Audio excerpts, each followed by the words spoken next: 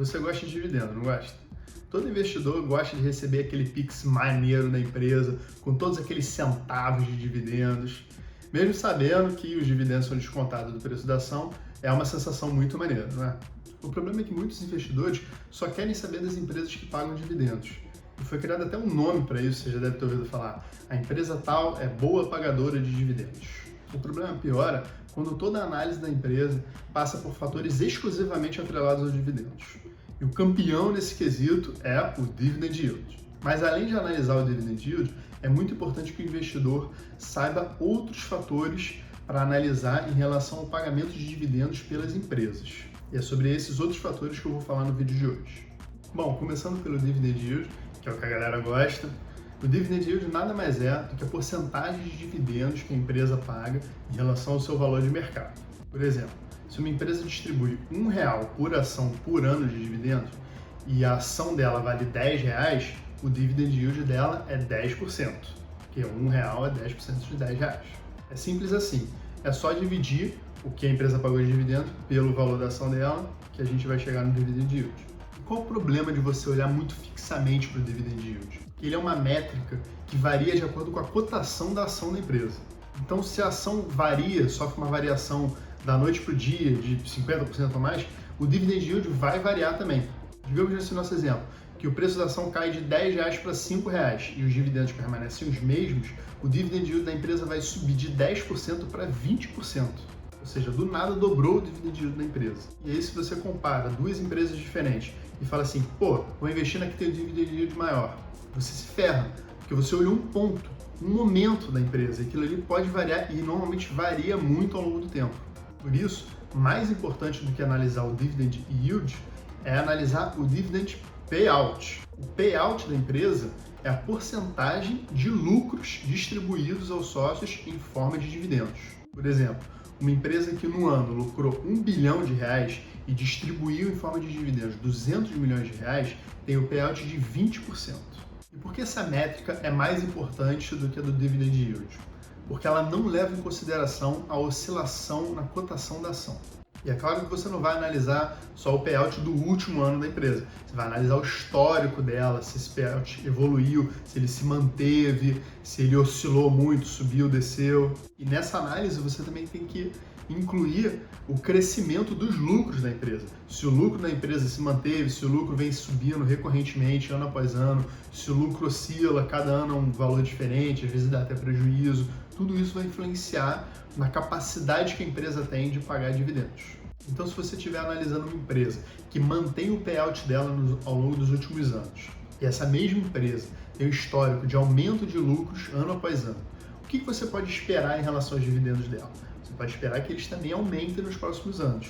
Por quê? Porque se essa empresa ela mantém o payout, ou seja, a porcentagem do lucro que ela distribui em forma de dividendos para os sócios, e se esse lucro sobe ano após ano e se ele continuar subindo, então necessariamente os sócios dela vão receber mais e mais a cada ano em relação a dividendos, porque ela mantém aquele payout. Mas nesse caso você também tem que saber o tipo da empresa que você está analisando, se ela é uma empresa de crescimento ou se ela é uma empresa de dividendos. Uma empresa de crescimento, ela vai ter um payout baixo, talvez até zero. Por quê? Porque ela reinveste a maior parte do seu lucro, ou quase a totalidade do seu lucro, ou exatamente a totalidade do seu lucro no próprio negócio. Para quê? Para expandir as suas operações e para crescer. Já uma empresa de dividendos, ela costuma ter um payout mais alto, porque ela já angariou a maior parte do market share, ela já expandiu o que tinha que expandir, ela já cresceu o que tinha que crescer, e agora ela está remunerando os seus acionistas pela continuação da atividade dela. Então, as empresas de crescimento costumam ter um payout menor do que as empresas de dividendos. Eu tenho um vídeo sobre isso que eu explico direitinho a diferença entre esses tipos de empresa. Eu vou deixar o card aqui para vocês verem. Agora, uma outra métrica interessante de usar para analisar os dividendos de uma empresa é o Yield on Cost. O Yield on Cost é a razão dos dividendos pagos pelo preço médio de aquisição. Se no Dividend Yield a gente olha para a cotação atual da empresa, no Yield on Cost a gente vai olhar para o nosso preço médio de aquisição.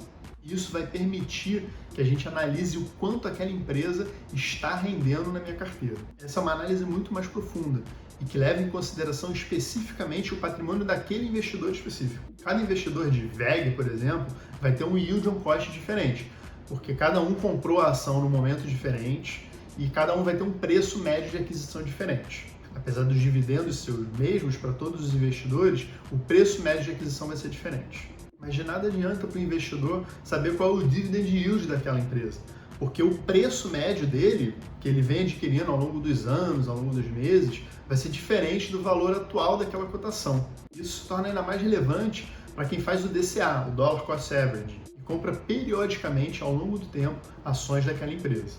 Agora vamos dar um exemplo aqui, pegando tudo isso que a gente viu. Imagina uma empresa que tenha lucrado 10 bilhões de reais. A cotação da ação dessa empresa é de 50 reais. E como ela tem 2 bilhões de ações emitidas, o valor de mercado dela é de 100 bilhões de reais. Desse lucro que ela teve de 10 bilhões, os controladores resolvem deliberam a distribuição de 5 bilhões de reais em dividendos para os sócios. Agora você é sócio dessa empresa há alguns anos já, e você vem fazendo o Dollar Cost Average dela, o DCA, comprando ela periodicamente, mês após mês, há algum tempo, e você pegou uma subida muito boa, de forma que o seu preço médio de aquisição é de 25 reais. Repara que o valor de mercado dela, o valor da ação, é de 50 reais. Ou seja, só de ganho de capital, você já teve aí 100% de ganho de capital. Nesse caso que a gente está analisando, o payout da empresa vai ser de 50%.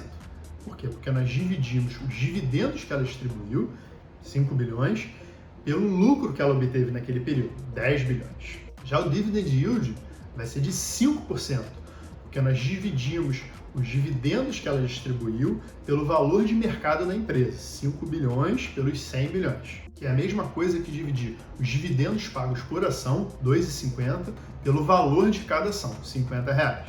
E o yield on cost vai ser de 10%, porque nós dividimos os dividendos distribuídos por ação, 2,50, pelo valor do preço médio de aquisição daquele investidor, que foi 25 reais. Repara que nesse caso, o yield on cost vai ser o dobro do valor do dividend yield.